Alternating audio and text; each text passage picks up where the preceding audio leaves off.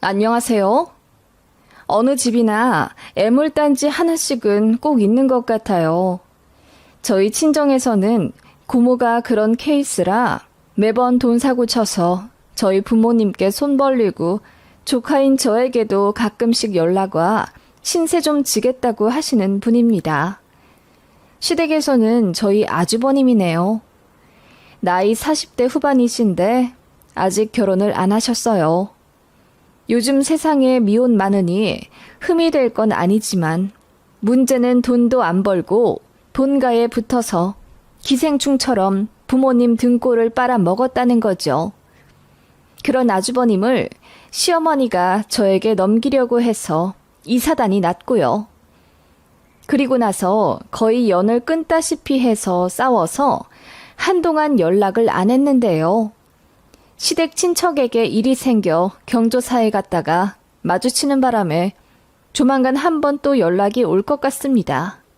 저는 그냥 평범한 40대 주부입니다.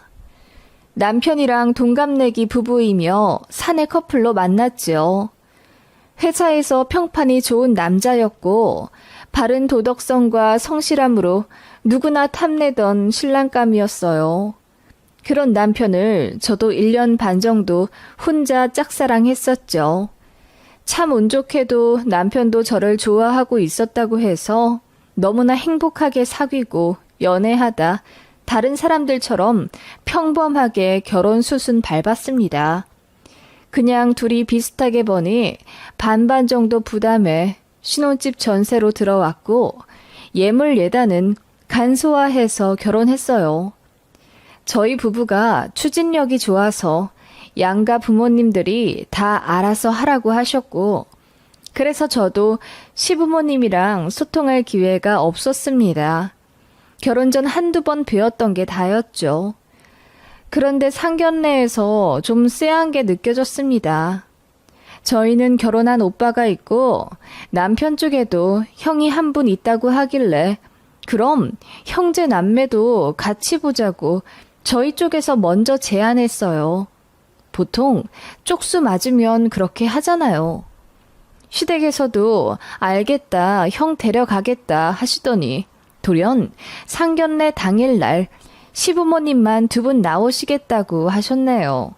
부랴부랴 저희도 오빠네 그냥 집에 있으라고 하고 저희 부모님만 나오셨고요. 그래서 아주버님이 어디 편찮으시냐고 물어봤더니 시어머니께서 그냥 말을 돌리시더군요.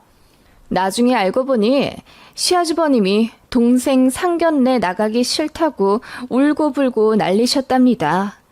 저는 그걸 결혼하고 나서야 알았고요. 시아주버님은 자기보다 동생이 먼저 결혼한다는 것에 엄청 분노하셨다더군요. 성격이 그러신 분인 줄은 몰랐습니다.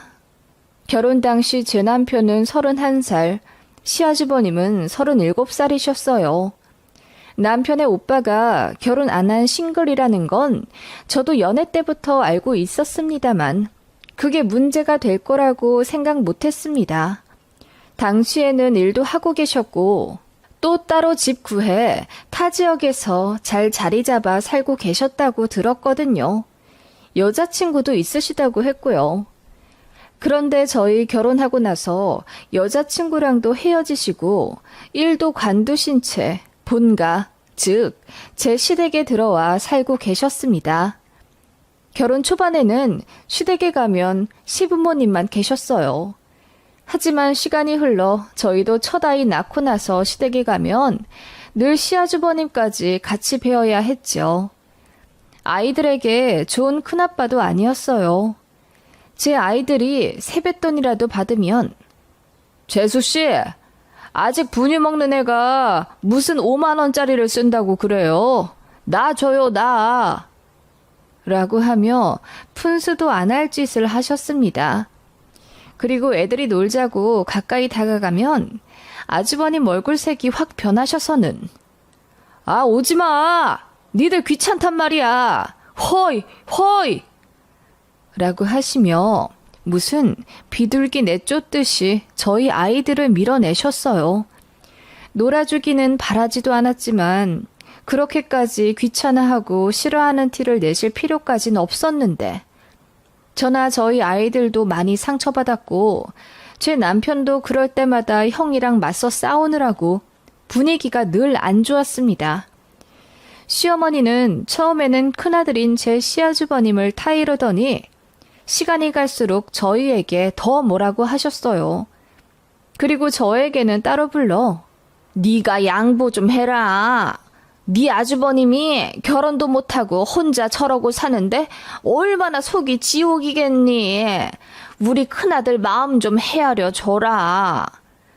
라고 하시기도 했고요. 그것까지는 참을 수 있었습니다. 어느 순간부터는 시댁에 가면 어머님이 저더러 시아주버님 빨래를 해달라고 하시더군요. 청바지 빨 줄 아니? 큰아들이 청바지에 커피를 잔뜩 쏟아왔는데 애벌을 해도 지워지지가 않더라. 네가 좀 해다오. 아, 어머님, 이건 세탁소에 맡기시는 게... 왜? 싫으냐? 그럼 됐다. 어머님은 표정을 확 굳히시며 탁 소리가 나게 빨랫감을 빼앗으셨습니다. 그 청바지를 시작으로 계속 간보듯이 저를 볼 때마다 아주버님 방 좀 치워주고 가라. 아주버님 영양제랑 단백질 파우더 좀 주문해주고 가라. 아주버님 운동화 좀 물에 불려놓고 가라 등의 자잘한 부탁을 하기 시작하셨네요. 제가 조금이라도 싫은 티를 내면 뭐 어때? 가족이잖아. 너 그렇게 선 긋고 살면 야박한 거다. 처신 잘해야지.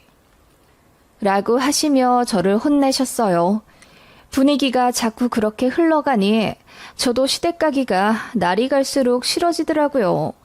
애들도 큰아빠 있으면 불편하다고 자꾸 저희 외가만 가려고 했고요. 남편도 그거 알고 저에게 많이 미안해하고 눈치 봤습니다.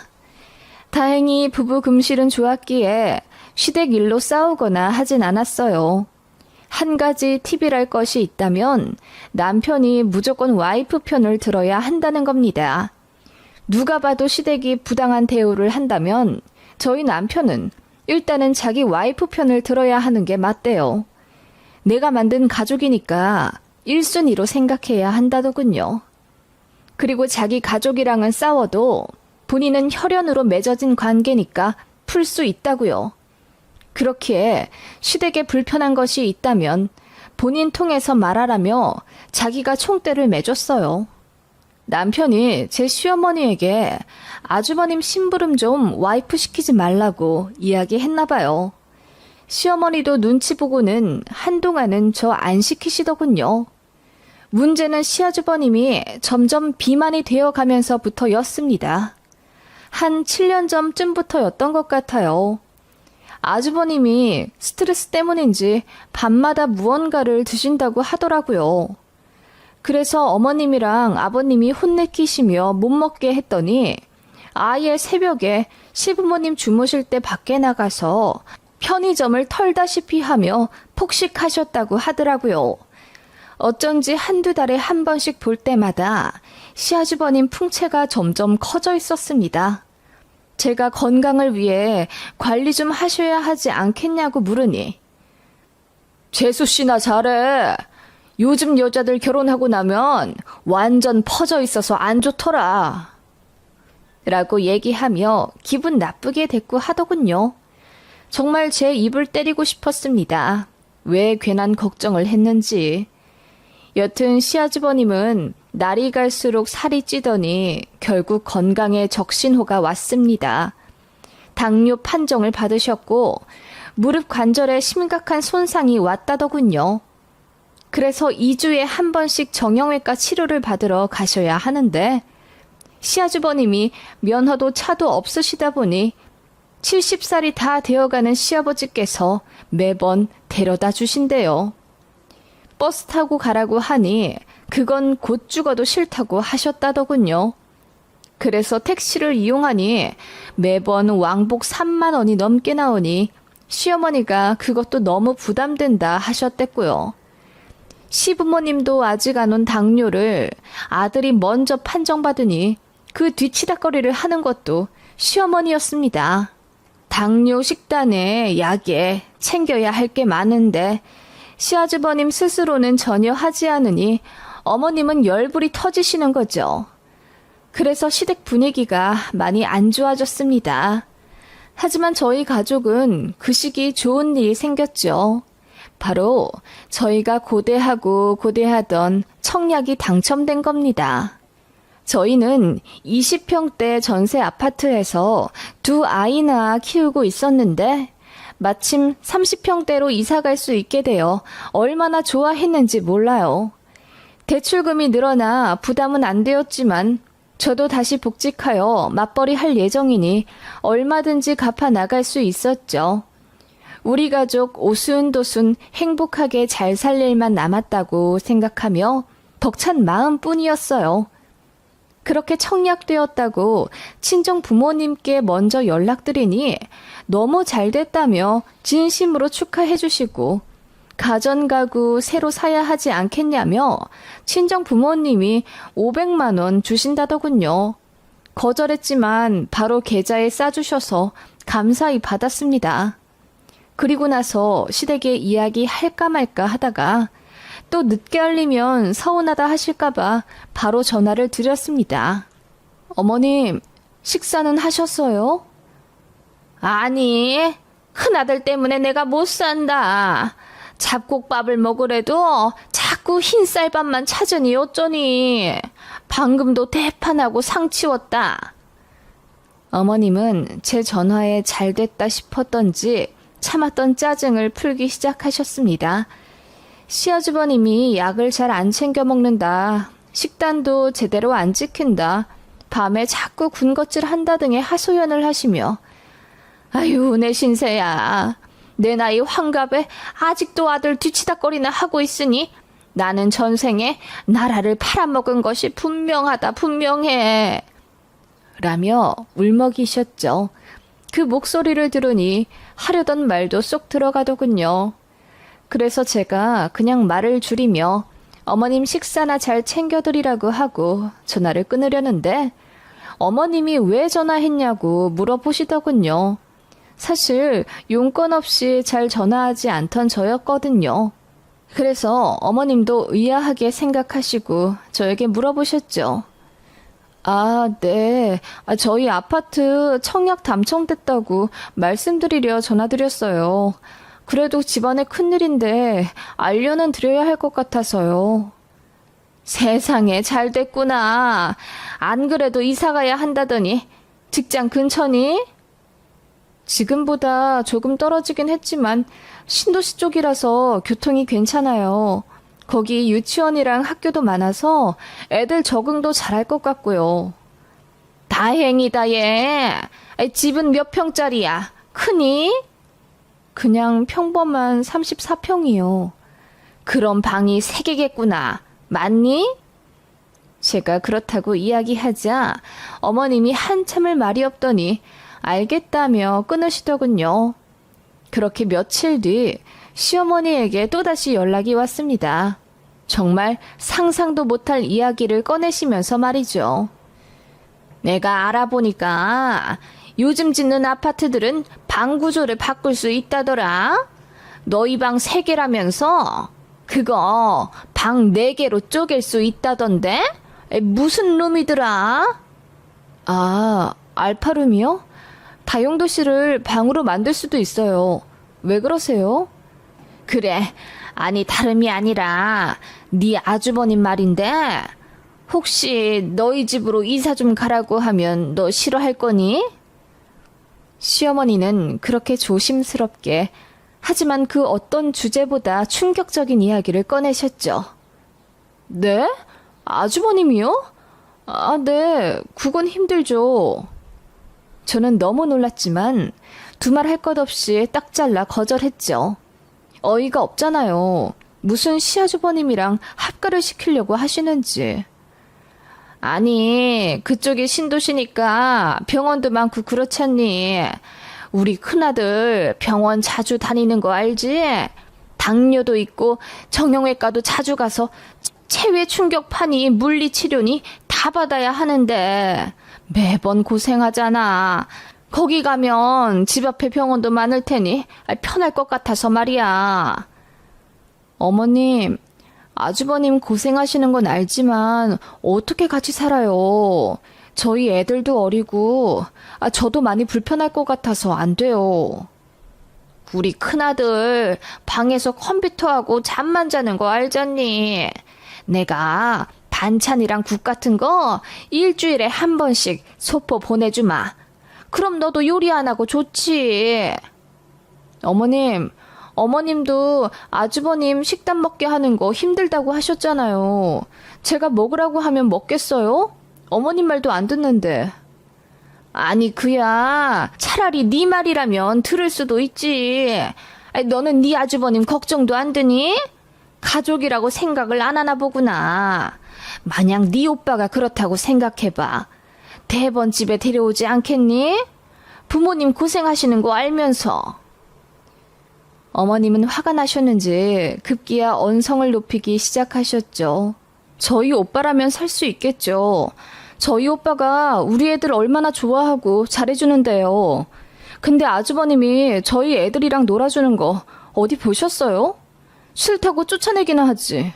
저도 싫어요, 그런 큰아빠.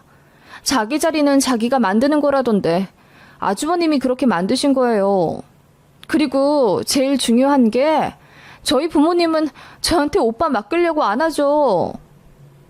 제가 그렇게 이야기하자 시어머니가 말문이 막힌 듯 아무 말씀 안 하시더군요.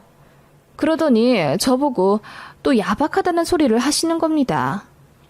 다른 집 며느리들은 장가 안 간 시아주버님 있으면 화장품이며 속옷 사다 바친다길래 제가 소리를 질렀어요. 속옷이요? 누가 시아주버님 속옷을 사다 줘요? 미친 거 아니에요? 생각만 해도 거북해요. 누군데요? 말씀 좀 해주세요. 대체 누가요? 제가 정신 나간 사람처럼 캐묻자 어머님이 당황하시며 아무 말 못하시더군요. 그러더니 그냥 말이 그렇다면서 서운함 가득 보이며 전화를 끊으려 하셨죠. 어머님이 너무하신 거예요. 어머님도 감당 어려운 아주버님을 어떻게 5살, 9살 키우는 애엄마인 저한테 떠넘기려 하세요. 그리고 아주버님이 우리 애들 싫어하는 거 모르세요? 저도 매번 무시하시고요. 그런 분이랑 같이 살게 될 저희 생각은 안 하시는 거예요? 어머님 큰아들은 자식이라 애틋하시고요. 우리 엄마가 알게 되면 입에 불 뿜으며 화내실걸요? 제가 그렇게 소리를 질러버리자 시어머니가 엄청 깜짝 놀라신 듯 하더라고요. 누가 누구 보고 야박하냐는 거냐고 제가 머리에 뚜껑 열고 따져 묻자 시어머니 결국 아무 말 못하고 전화 끊으시더군요. 저는 남편한테 다 얘기했습니다. 그랬더니 남편이 저보다 더 놀라워하며 면목 없다 하더라고요. 그리고는 시댁에 전화해 그야말로 난리를 친 듯 하고요. 남편이 당분간 본가 안 가겠다. 와이프 앞에서 얼굴을 못 들겠다고 화를 냈다더군요. 그 일 이후로 정말 단 한 번도 시댁 안 갔습니다. 2년 뒤에 아파트 완공되어 입주했을 때도 시댁에 전화 안 드렸어요. 남편도 말 안 했다고 하더라고요. 거의 연을 끊다시피 하며 살았고 남편 말로는 이따금씩 시어머니가 전화해서 미안하다고 하셨다고 했는데 남편이 딱 잘라 사과는 며느리한테 하라고 했다네요. 그런데 저한테는 죽어도 사과 못하겠다고 버티셔서 결국 몇 년 동안 왕래 안 하게 된 겁니다. 그런데 몇 주 전에 시댁 경조사에서 딱 마주치게 된 거죠. 인사는 드리려 했는데 어머님이 먼저 피하셔서 그냥 그렇게 헤어지게 됐어요.